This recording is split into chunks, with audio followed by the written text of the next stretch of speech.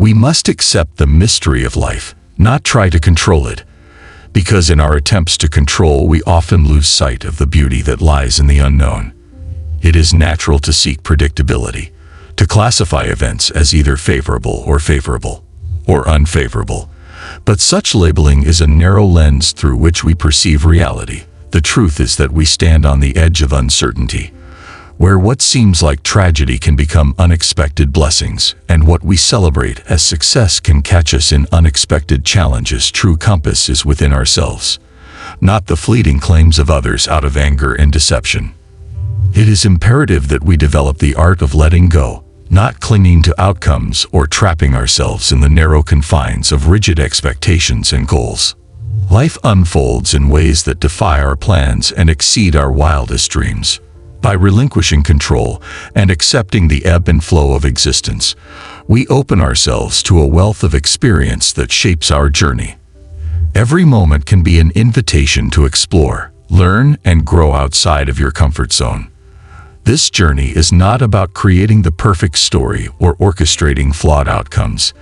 It's about finding resilience in the face of adversity, finding grace in moments of uncertainty, and embracing the paradoxes that define our human experience.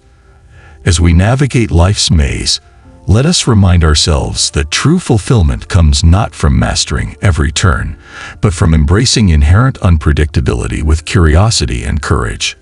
Our ability to navigate these waters is measured not by how well we avoid the storms, but by how skillfully we steer through them, guided by an unwavering faith in our resilience and a deep faith in the unfolding mysteries of life. This that extended the purpose of the introduction is to deepen our exploration of the uncertainties of life and embrace the mysteries that we embrace, emphasizing personal empowerment and growth, leaving the unknown. Sometimes we have to relax and trust the flow of life. Most important thing is to be present in the moment, not lost in the past or worrying about the future. There is no need to forget or regret the past. It is something to learn and appreciate. The past can teach us valuable lessons if we pay attention to it and reflect on it, but we don't have to internalize it or become attached to it. We should stay in the present moment where life is happening. Life is a cycle of creation and destruction, birth and death, joy and sorrow. We cannot escape this reality, nor should we try. We should accept it with grace and mercy. We should not see this as a problem to be solved or an attempt to pass. We should see it as a healing process, a way to grow and change. Healing comes from creating space for everything to be as it is, space for sadness and happiness, pain and pleasure, loss and victory, space for yourself and others, nature and spirit, love and wisdom. The best way to worry about the future is to focus on the present. It is not enough to read or say wise words. They must be implemented. We can learn to open our hearts to everyone. Even those who annoy us can be our teachers. Freedom comes from letting go of everything that binds us, anger, worry, or possessions. We need freedom to be happy and peaceful. Compassion is not about religion, it's to be human. It is not a luxury, it is a need to ensure human well-being and mental stability. It is essential for human survival. Many people confuse excitement with happiness, but when you are excited, you are not at peace. True happiness is based on contentment. Don't believe something just because you heard it. Don't believe something just because a lot of people say so. Don't believe something just because it is written in your holy books. Don't believe something just because your teachers and parents say so. Do not believe in traditions just because they are passed down from generation to generation. But after careful observation and analysis, if you find something that makes sense and works for everyone, embrace it and pursue it. Often when we hear or read something new, we only compare it to what we already know. If it agrees, we believe it to be true. If it doesn't agree, we think it's wrong. Either way, we learn nothing new. Imagine someone shooting an arrow into your heart. Yelling at them won't help. Focusing the arrow on the heart is more useful. Better than many words that mean nothing is one word that brings peace. But the path of life is full of challenges and lessons that may seem like a punishment for our sins and mistakes. But that is not the true purpose of karma. Karma is a way of teaching us how to open our hearts to a higher level of love and compassion. It helps us get rid of our fears and defenses and stop building walls around our hearts.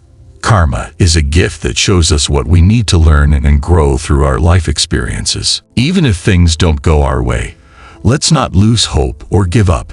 He who perseveres will eventually succeed. Karma is like a flame that can be shared with many other flames without losing its luster. It can bring warmth and light to others while shining brightly within us. This is the joy of tea. As humans, we often yearn for solutions to our problems. We think we deserve them, but in reality, we suffer because of them. We don't deserve solutions. We deserve better. We deserve our birthright of middle ground, a state of mind that can easily embrace paradox and ambiguity. A person who can inspire hope in others, no matter how desperate the situation, is a true leader. Peace is not a goal, but a way of being.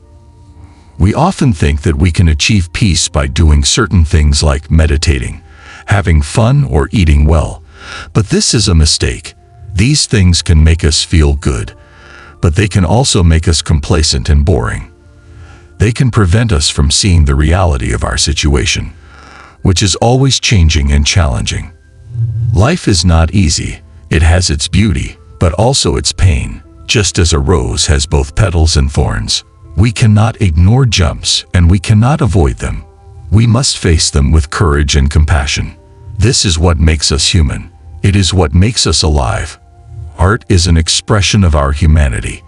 It is the way we share our joys and sorrows, our hopes and fears, our dreams and nightmares.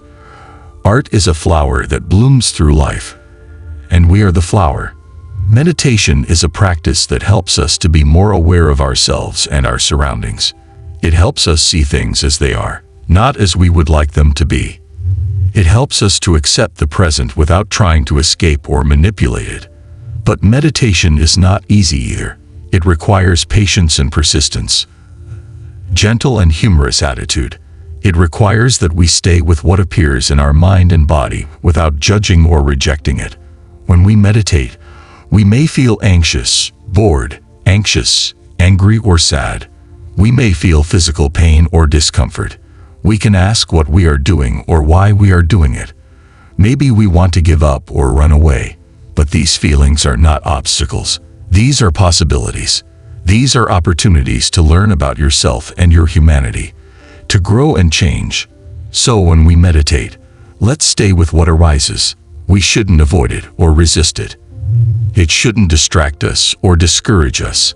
Instead, meditation offers us a deep opportunity to sit in an uncomfortable space to observe your thoughts and feelings without judgment and develop a deeper understanding of yourself.